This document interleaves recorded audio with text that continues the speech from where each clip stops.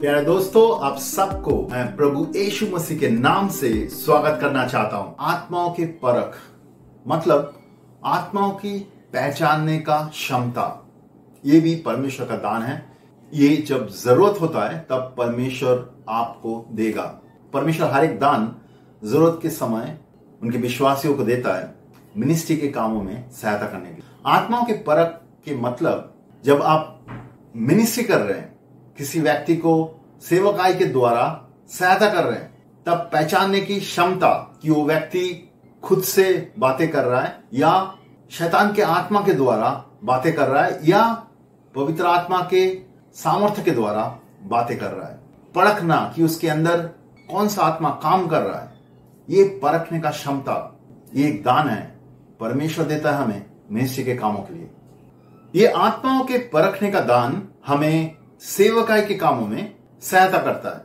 मान लीजिए एक व्यक्ति के जीवन में तकलीफें हैं और वो सेवकाई के लिए आया, उसको सहायता की जरूरत है, तो हम लोग उनके लिए प्रार्थना कर रहे हैं, उनको उपदेश दे रहे हैं।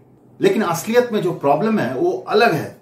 प्रॉब्लम यह है कि उसके जीवन में कहीं पे शैतान के बंधन है, तो हम उस चीज को पहचान नहीं पा रहे हैं, हम परख नहीं पा रहे हैं कौन सा आत्मा से वो बातें कर रहा है, कौन से आत्मा से वो अपने जीवन के अलग अलग कामों को कर रहा है।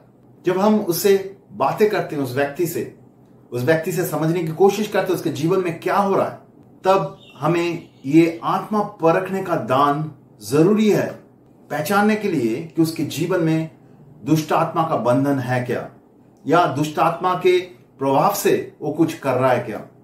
तब हम उसको सहायता कर सकते हैं वहां से बंधनों से निकल के आने के लिए। आत्मा के परखने का दान हमें सहायता करता है ये परखने के लिए जिस व्यक्ति को हम सेवकाई कर रहे हैं, जिस व्यक्ति को हम मिनिस्ट्री कर रहे हैं, वो व्यक्ति किस आत्मा के प्रभाव से बातें कर रहा है या किस आत्मा के प्रभाव से उसका जीवन चला रहा है। वो खुद से ये सारी चीज कर रहा है या दुष्ट आत्मा के प्रभाव से या परमेश्वर के आत्मा के सहायता से, वो परखने के लिए हमें सहायता करता है। ये दान हमें बहुत जरूरी है मिनिस्ट्री के कामों के लिए। उदाहरण के तौर पे मैं बता सकता हूं कि कुछ साल पहले हम लोग शिलोंग में काम कर रहे थे, मिनिस्ट्री के काम कर रहे थे, और वहां पे बहुत सारा लोग आए थे प्रार्थना के लिए, सुसमाचार सुनने के लिए। जब हम उनको मिनिस्ट्री कर रहे थे, उसमें से बहुत सारा लोग पापों से मन परिवर्तन करने लगा और कुछ लोगों के अंदर से दुष्ट आत्मा का हरकत हमें दिखाई दिया, जिसको मैनिफेस्टेशन बोलता है। तो हम लोग उनके लिए प्रार्थना कर रहे थे, उनको चंगाई के लिए, उनको छुटकारा के लिए। उनमें से एक सिस्टर बहन थी जो मेरे पास आया बातें करने के लिए। मैं उनको जानता हूं कुछ सालों से, वो बहुत ही पढ़ा लिखा घर से हैं और बहुत ही अच्छा जॉब भी वो करती है। तो वो मेरे साथ कुछ चीज के बारे में बात करने लगी, उनके अपने जीवन के। तो मैं जब उनसे बात करने लगा तो मुझे थोड़ा सा अजीब सा लगने लगा। मुझे लगने लगा कि उनके अंदर कुछ दुष्ट आत्मा है और दुष्ट आत्मा के प्रभाव से वो बातें कर रही है।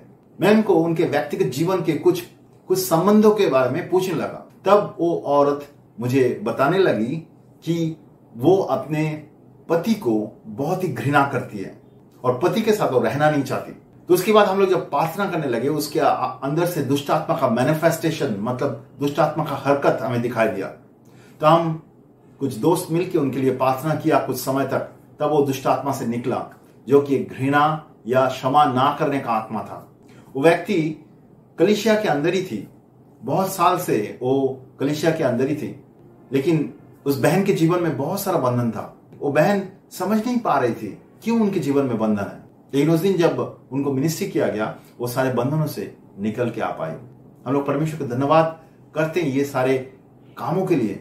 लेकिन हमें समझना जरूरी है कि हमें आत्माओं के परखने का दान जरूरी है, समझने के लिए कि वो व्यक्ति जो तकलीफों में है वो दुष्ट आत्मा के द्वारा प्रभावित होकर उसके जीवन चला रहा है या पवित्र आत्मा से प्रभावित होकर अपना जीवन चला रहा है। हमें उसको सहायता करने के लिए आत्मा के परखने का दान जरूरी है।